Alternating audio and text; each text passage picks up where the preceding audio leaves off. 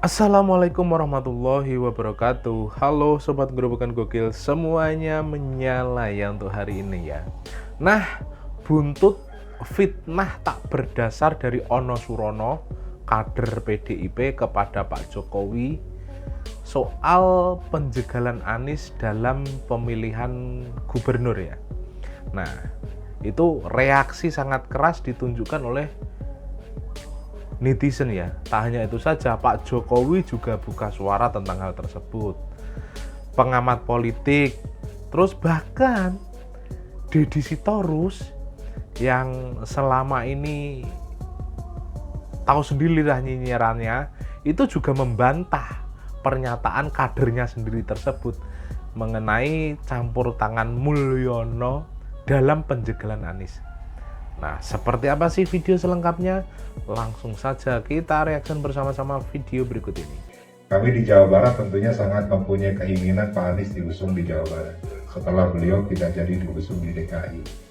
Ya, kami tidak tahu secara persis proses yang dilakukan oleh DPR Partai dan Ibu Ketua Umum, tapi kami menilai bahwa yang sudah mengerucut pada akhirnya bubar itu Cuma omong-omong. tangan-tangan dari luar yang tidak menghendaki Pak Anies diusung di Jawa Barat. Ya Bapak. Ya Mulyono dan geng. Ya, itu saja Mulyono.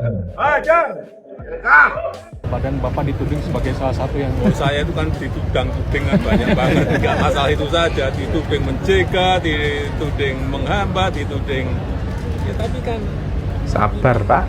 itu urusan partai politik, mau mencalonkan dan tidak mencalonkan itu urusan koalisi, urusan partai politik, ada mekanisme, ada proses di situ. Saya bukan ketua partai, saya juga bukan pemilik partai, supaya tahu semuanya. Apa urusannya?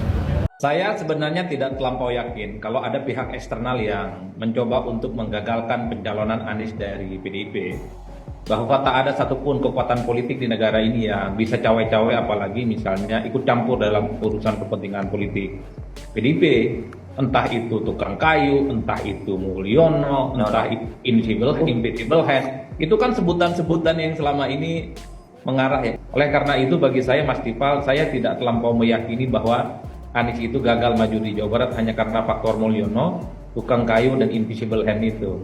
Jadi Bahwa pesan ada apa upaya sebetulnya yang untuk- coba dibawa oleh Pak Ono Surono menyampaikan itu di KPU Jawa Barat di detik-detik terakhir pendaftaran calon tadi malam itu, Mas Adi?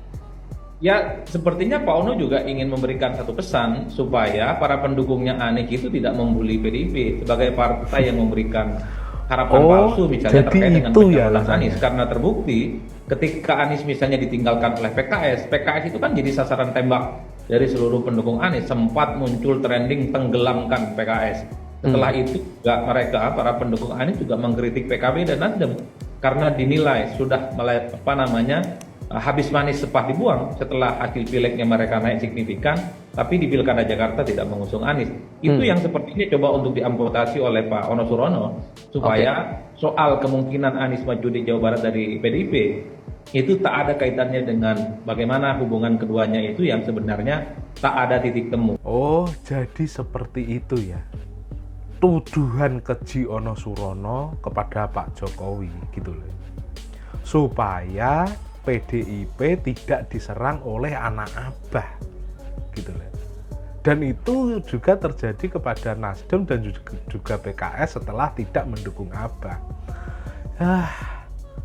Kok tega banget sih Pak Ono Surono? Demi mengamankan partainya menuduh tanpa bukti Pak Jokowi. Sungguh luar biasanya fitnahmu itu. Terus yang disampaikan Bapak juga bahwasanya ya Anies gagal diusung oleh PDIP karena Mulyono, gitu ya Pak ya? Ya ampun, kotor banget sih caranya. Licik tau gak sih Pak kayak gitu tuh? Betul. Gak habis pikir sama PDI Perjuangan sekarang. Sekarang ya Pak, make sense-nya itu di mana coba?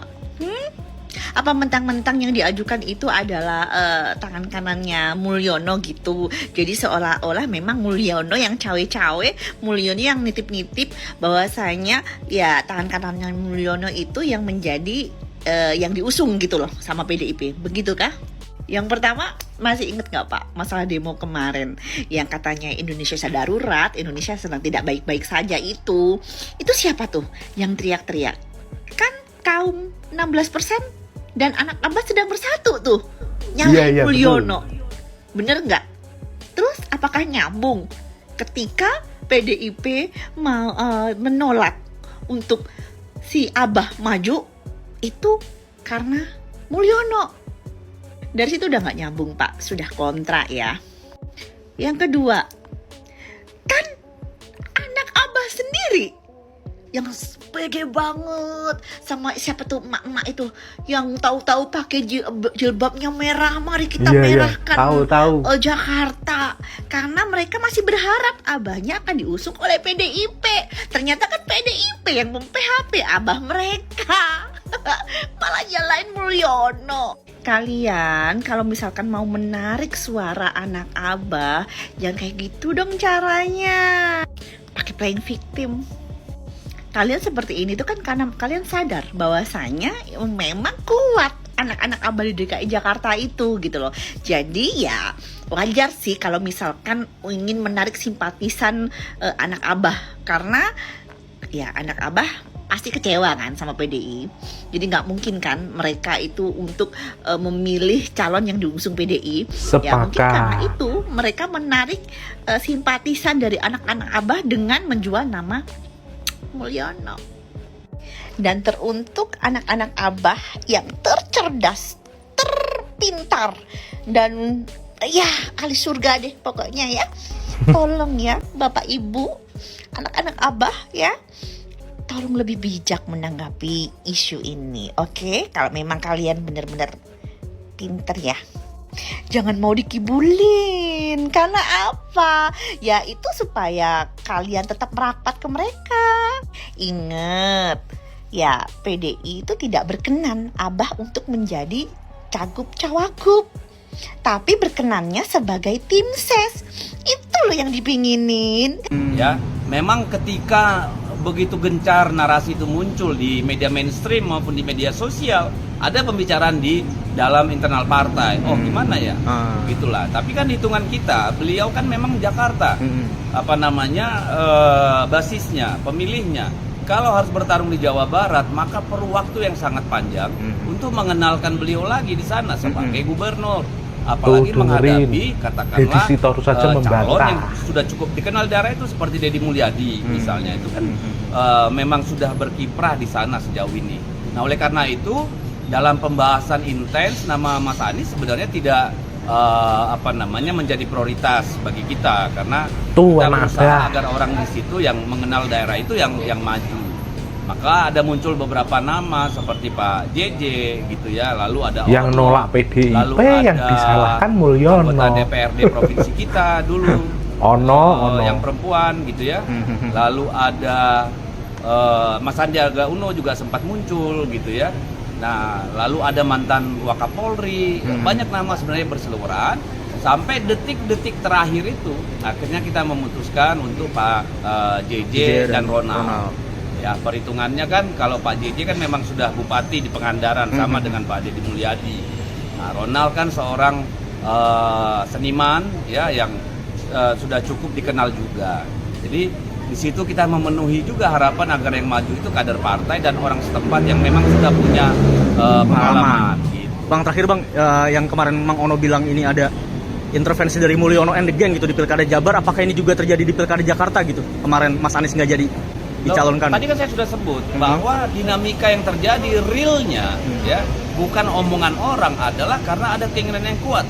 Di satu sisi DPD DKI, pengurus provinsi kita DKI itu sangat ingin untuk mengusung Mas Anies karena dianggap sudah paham situasi Jakarta, dan Pilpres kemarin suaranya juga cukup bagus.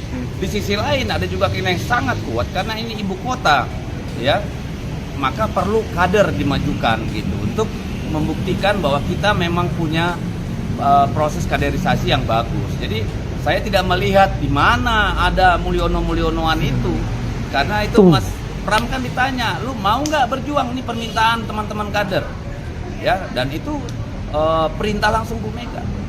Nah, Dan Mas Pramono Anung mengatakan saya siap kalau ditugaskan.